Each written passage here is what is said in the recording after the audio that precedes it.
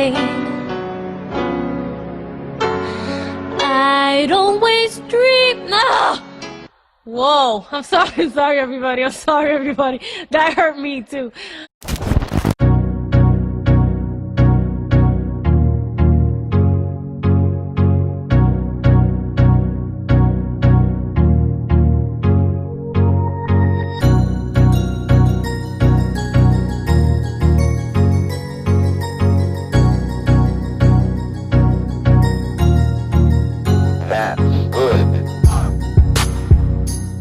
Mariah, who calls herself Supergirl, says she often sleeps just 3 hours a night. When told Lopez claimed to get 8, Mariah said, quote, "If I had the luxury of not actually having to sing my own songs, I'd do that too." I don't know her. It was a throwaway sentence that went on to become one of the internet's first real memes. Mariah Carey's simple proclamation in response to a question about Jennifer Lopez in an interview straight from her Bringing On the Heartbreak music video set is one of the finest textbook definitions of shade that anyone could ever hope to find. And yet behind those 4 words is a world of pain, heartbreak, and jealousy that most people know nothing about. It's a world that reads like something straight out of a soap opera. This is the story behind the infamous Mariah Carey and Jennifer Lopez feud. Our story starts when an 18-year-old Mariah accompanied pop star friend Brenda K. Starr to a record label executive's gala, where she handed her Ben Margulies-produced demo tape to the head of Sony Records, Tommy Mottola. Carey and Margulies would later go on to have a meeting with Mottola, who, believing that Margulies was Carey's boyfriend, made it his mission to push him out of the picture as he signed Mariah to a $350,000 deal. Mottola quickly took a large hand in Carey's career, to the extent that the two were barely ever seen without each other. Later in life, Mottola would admit that he was obsessive, but with the caveat that that was the reason for her success. Rumors of a romance began to fly, and it wasn't long before they were proven to be true. Mottola proposed to Carey in 1992, 2 years after her first album and shortly after the dissolution of his 19-year marriage. Sadly, the marriage was not to be a happy one. Carey suffered from non-stop reports of favoritism, with more than one reporter suggesting that she had married Mottola simply for his connections. Even more troubling was the fact that Carey, who hadn't been in a serious relationship before, was facing emotional abuse almost daily that left her miserable, crying, and alone. Carey would later recount that she had remained sequestered from the outside world and had to get permission to leave the house. "He didn't even know why I always had a bag with me," she later said, "but in my mind I thought if something jumps off, I'm ready." Although Carey finally managed to escape Mottola in 1997, that wouldn't be the last time she saw him. After all, Mottola was still the head of Carey's record label and wielded great power over her career. Butterfly was released in late 1997, and with it, Carey had fought hard to achieve her sexier image and more breathy vocals that will later become her signature. By the time Rainbow, the last album Carey would record for Sony, was released, her relationship with the label had completely deteriorated. Sony wanted a big pop song to push for a single, but Mariah wanted the ballad Can't Take That Away to be released instead. She told her fans about the dispute and instructed they request the song on radio to force Sony into an official release, which they eventually did, only half-heartedly and with limited promotion. Carey would soon sign a record-breaking $100 million contract with EMI, but money couldn't buy her happiness. By 2001, Carey had begun to work on a semi-autobiographical film called Glitter, and the film and its soundtrack had created a workload that she couldn't sustain. She broke up with her boyfriend of 3 years, Luis Miguel, and began posting disturbing voice messages on her official website, announcing that she would quit music. An erratic appearance on Total Request Live in which Carey handed out ice cream and performed a striptease did nothing to help her public image. And meanwhile, Mottola back at Sony was doing everything he could to destroy her. Mottola had discovered Jennifer Lopez in 1997, when she was fresh off the wheels of her star turn in Selena, and sending Spanish demos to various record labels. At this point, Mottola had recently separated from Carey, and it seemed his self-proclaimed obsession with her had been transferred to Lopez. Mottola had sent J-Lo to the top of the charts with On the Six, but he wasn't done yet. Lopez's sophomore album, J-Lo, was released in 2001, and it featured a song titled I'm Real. Strangely, the song sampled Yellow Magic Orchestra's Firecracker, a song which hadn't been requested for sample at all up until 3 weeks prior, when Mariah Carey had requested to use it for her song Loverboy. Irv Gotti will later go on to confirm that this was a deliberate ploy by Tommy Mottola to sabotage Carey's Loverboy release, which was already scheduled to be the first single from the Glitter soundtrack, and an instrumental part of the film itself. Unable to reshoot the scenes, Mariah Carey scrambled to find a new sample for Loverboy. settling on Cameo's Candy. However, she would go on to release a remix of Loverboy with Da Brat, which utilized Firecracker heavily, with Da Brat rapping, "Hate on me much as you want to, can't do what the fuck I do, bitches be emulating me daily." This wasn't the only way in which Mottola undercut Mariah Carey's Glitter campaign. Mariah had recorded a track called If We for the project with Ja Rule, his first foray into R&B. Baby, I need you, baby. Why me? Irv Gotti will later recall that shortly after the record was finished, he was contacted by Mottola obscenely early, who instructed him to make a collaboration for Jennifer and Ja Rule in the same style of If We. He calls me because he found out that me and Ja Rule had cut a record with Mariah Carey, Gotti stated. And at the time he hated Mariah Carey, so he was pumping Jennifer Lopez to compete. Mottola even loaned Gotti the company jet to ensure that Ja Rule, who was on tour at the time, would be able to film the music video for this collaboration. Gotti worked with Ashanti and Ja Rule to craft I'm Real Murder Remix, which was released shortly after to huge success, and which sounded more than a little similar to If We. While J-Lo topped the charts, Mariah began a downward spiral, which started with the lukewarm reception to Loverboy, and only continued when Glitter was released. Matters only got worse when her father, who she had little contact with since childhood, died of cancer, and she was bought out of her contract with EMI for $50 million. Despite this, Carey didn't speak about the situation publicly until sometime after. Speaking to MTV about the Firecracker fiasco, Carey stated, "Let's just say they did me a favor, and they know who they are. And thank you, sweetie, and your friend who did it with you." The infamous "I don't know her" remark was uttered until 2003, when Carey had clearly moved from bitterness onto pettiness, and since then it's been reiterated many times in many different ways.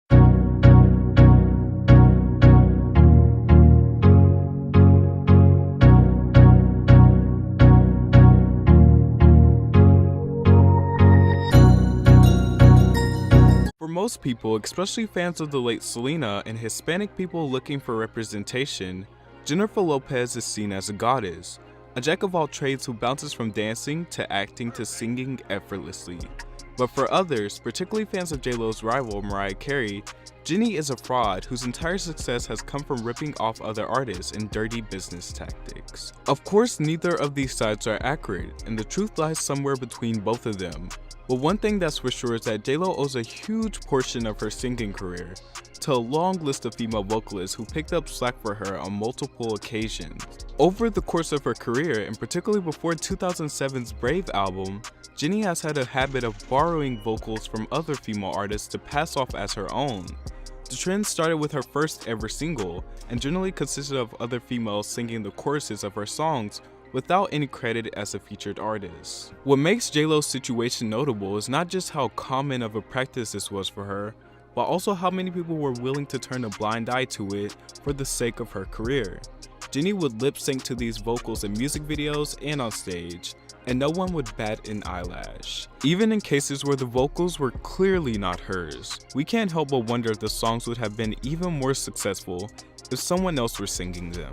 Number 1. Play, stolen from Christina Milian. Play was the second single from 2000's J-Lo, following the huge success of Love Don't Cost a Thing, and it was popular enough to hit top 10 in 11 countries worldwide. However, what most people probably didn't notice when they were telling the DJ to play their favorite song is that half of the song wasn't even sung by Jennifer at all. Play was co-written by Christina Milian, who would later go on to have a number 5 hit with Dip It Low. Her vocals are heard all over the finished version of the track, most prominently in the chorus where J-Lo doesn't sing a single note. Given that Christina helped write the song, we'd guess that she also demoed it to shop around to artists like J-Lo, and that for some reason, perhaps time constraints or perhaps just because they preferred Christina's vocals, producers made the choice to keep her voice on the track. Christina does get credited for background vocals on the track, but given that she sings the most memorable part, you think she at least be worth a feature. Number 2, I'm Real, stolen from Shailene Thomas. I'm Real was so popular that it was actually released as a single twice, albeit in very different forms. It was released as the fourth single from J-Lo in typical bubblegum pop style. The version of the song sampled Firecracker by Yellow Magic Orchestra, and what was later revealed to be a diss towards J-Lo's ongoing rival Mariah Carey. Firecracker had never been sampled before 2001, when Mariah made an attempt to license a sample of it for her song Loverboy. Out of spite, Carey's former husband and the executive at J-Lo's label, Tommy Mottola, applied for the same license and beat her to the punch by releasing it on I'm Real, first ruining the sample for Carrie and contributing to the poor success of her Glitter album. Once again, J-Lo apparently couldn't find time in her schedule to lay down vocals for the I'm Real chorus. Instead, Shailene Thomas's vocals took their place, possibly appropriated from the demo. No wonder Mariah claims not to know her. Number 3, I'm Real, Murder Remix featuring Ja Rule, stolen from Ashanti. Later, in an attempt to appeal to a more urban market and give her album a boost on the charts, Jennifer's team remixed I'm Real with Ja Rule, this version being released as a single from J to the LO The Remixes. Despite being marketed as a remix, this version of the song bears barely any resemblance to the original I'm Real. The majority was rewritten by R&B star Ashanti, who would later become famous for her features on Fat Joe's What's Love and Ja Rule's Always on Time. For this version of the song, the Firecracker sample was also removed, and replaced with samples of All Night Long by Mary Jane Girls and Mary Jane by Rick James, possibly to suit the more urban vibe of the song. Ashanti's demo vocals were kept for the song's final mix, with the R&B singer taking over the chorus duties and recording ad-libs over Ja Rule's verses. Weirdly though, although she received credit for background vocals, Ashanti never received a co-writer's credit on the track. Jenny singing Ashanti's lyrics would later become controversial when the media picked up on her using the word nigga, quoted saying, "I tell them niggas mind they biz, but they don't hear me though." Angry fans even protested one of her New York concerts with banners, forcing responses from J-Lo and Ja Rule. Number 4, Jenny from the Block, stolen from Natasha Ramos. Jenny from the Block is such a trademark J-Lo song that it is hard to think of anyone else singing it. But believe it or not, someone else actually has been the entire time. Jenny from the Block was released as the first single from This Is Me, then in 2002 featuring rappers Jadakiss and Styles P, and yet again the chorus was sung by someone other than herself. This time it was Natasha Ramos, whose voice was appropriated for the song. After she demoed the track that was especially written for Lopez, Ramos' voice is actually quite similar to Jenny's, and we probably wouldn't have noticed if the demo from Jenny from the Block hadn't leaked, featuring some of the exact same vocals that popped up in the final song. Ramos sings the entire chorus and bridge of the track, which makes us wonder if we've been all fooled by Jenny's rocks after all. Number 5, Ride or Die, stolen from Brandy. Ride or Die is an album track from Jen's 4th album Rebirth, written by the Boys Mind singer Brandy. The song was originally intended for Brandy's album, but when that suffered from multiple delays, it was passed on to Jennifer's project instead. Once again, it seems as if though Jen didn't have time to record vocals for the full song, because Brandy can still be heard in the chorus, as well as in the backing vocals throughout. Her original version featuring rapper Posta Boy will later go on to leak, and a quick listen will prove that certain portions of the vocals are completely identical.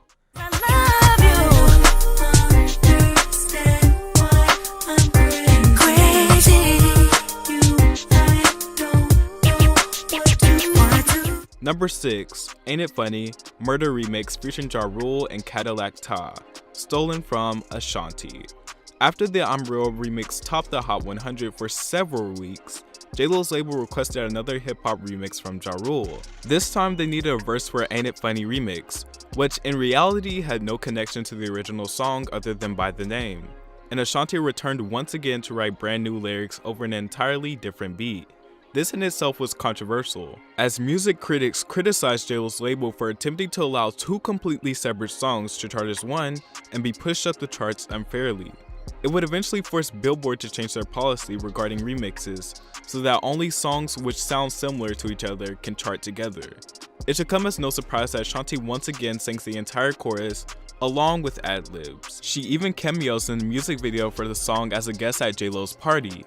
Ashanti puts on a happy face in the video, but we can't imagine she was all too happy with the situation in real life. Number 7, All I Have featuring LL Cool J, stolen from Deborah Laws and Makeba Riddick. All I Have is the second single from This Is Me Then, and was an even bigger hit than Jenny from the Block. But like most J-Lo songs of that era, All I Have wasn't without controversy.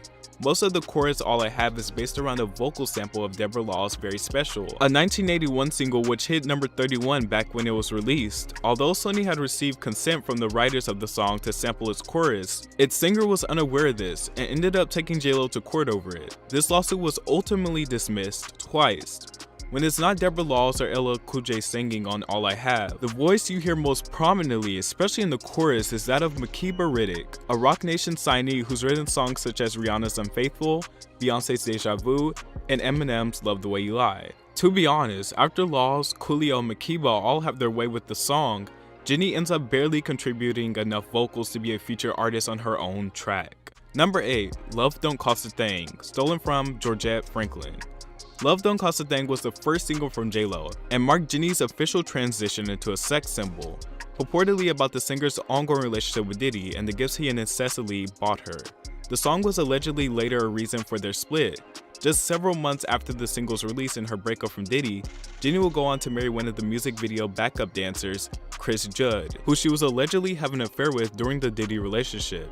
Yet again, there's no background singer listed for Love, so it is a little hard to say whose vocals could be all over that chorus. However, we would guess that they belong to Georgette Franklin, one of the song's writers who very possibly could have recorded demo vocals for the track in its early stages. Number 9, I'm Glad, stolen from Natasha Ramos. I'm Glad is the third single from 2003's This Is Me Then, and is one of the least successful singles from the album, peaking only at number 32 on the US charts. Once again, the music video for the song proved controversial and made J-Lo once again the subject to a lawsuit, a homage to the classic musical film Flashdance. The music video features Lopez recreating the iconic dance audition scene from the end of the film, along with the matching choreography. Paramount Pictures ultimately sued Sony for copyright infringement, a suit which was settled out of court. But Maureen Martyr, the dancer whose life inspired Flashdance, sued both Lopez and Sony for the same thing in 2003. In 2006, all of her claims were dismissed. Natasha Ramos, who sang backup on almost all of This Is Me Then album, once again contributes her vocals to the chorus this time around. Although to be fair to Jenny, she can be heard peeking through once or twice in the hook.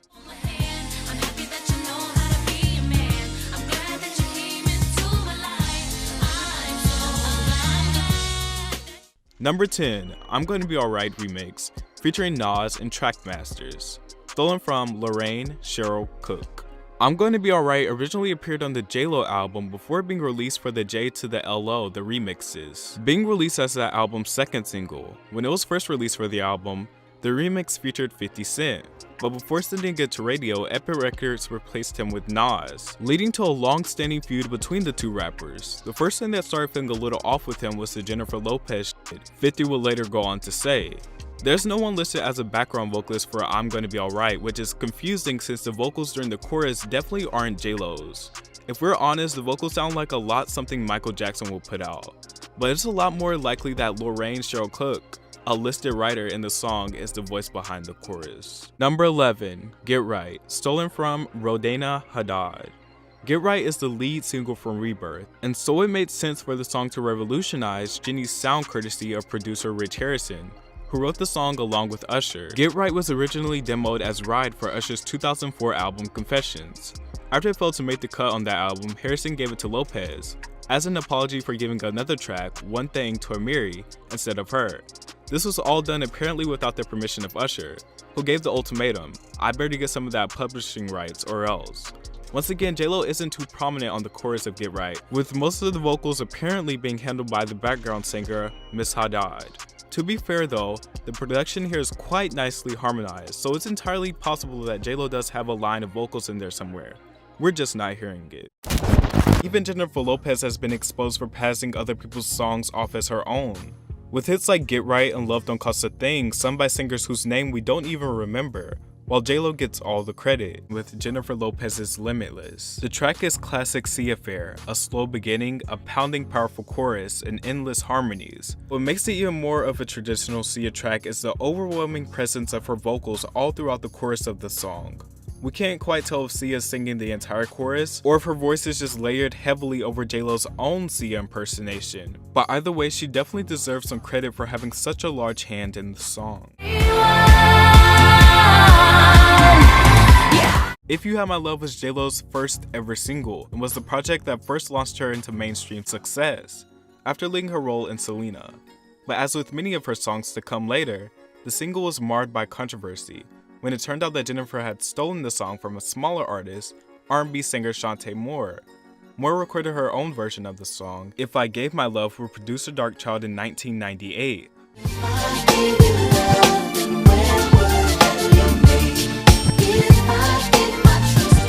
But when J-Lo's producer Diddy heard it in the studio, he immediately requested it for J-Lo. When Darkchild insisted that the song was already taken by Moore, Diddy pressured him into writing an almost identical song for J-Lo, later causing Moore's plan to release If I Gave My Love as a single to fall apart. I came out around the same time when her first album came out, and Rodney Jerkins actually came and wrote this wonderful song for me called If I Gave Love. And you know, the Jennifer Lopez song was If You Had My Love. He wrote the same song for her. I heard that it was because Puff Daddy walked in and heard my song and said, I want that song. And he was like, yeah, well, that's already taken. You know, we wrote that for Shantae and blah, blah, blah. And he was like, yeah, I want that song. So Rodney wrote really the same song. Honestly, if you hear my song, it's the same song. Mine says, if you had my love and baby that gave me, if you had my trust, would you use it against me? Hers, I don't know. Can't even remember because it's so close, I can't even sing it right now. We should have been aggressive instead of backing off our single, because that was going to be my next single after Shantae's Got a Man. And we backed off of it because J-Lo had such a machine at the time. We should have just stepped out. The whole situation is a little ironic given that J-Lo barely sings on the chorus of Love, handing over the duties to Jennifer Carr and Shania Harrell. If J-Lo was going to stoop so low, she could have at least tried to pretend that it was her voice on the track. You had my love and I gave you all my trust, but you comfort me.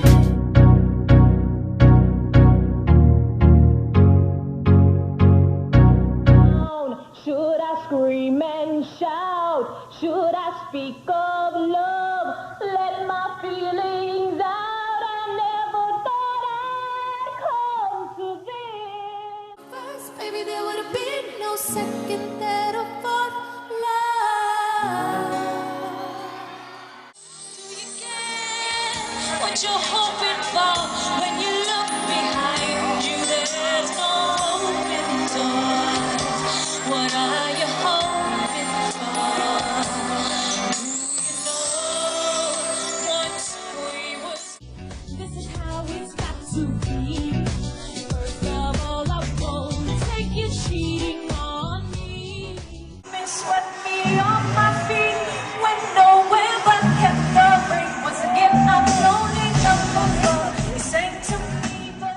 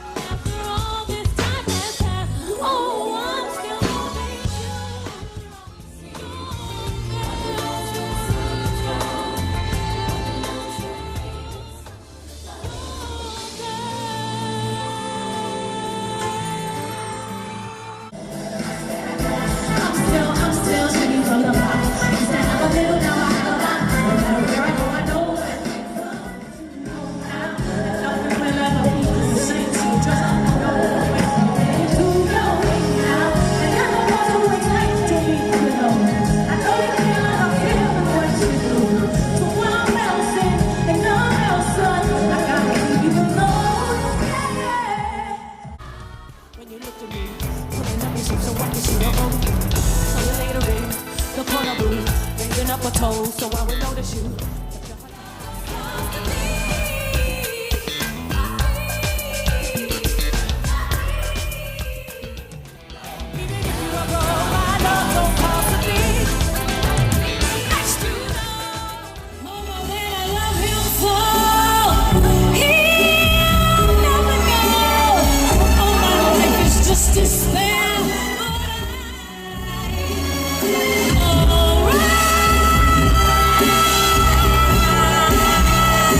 What's the difference if I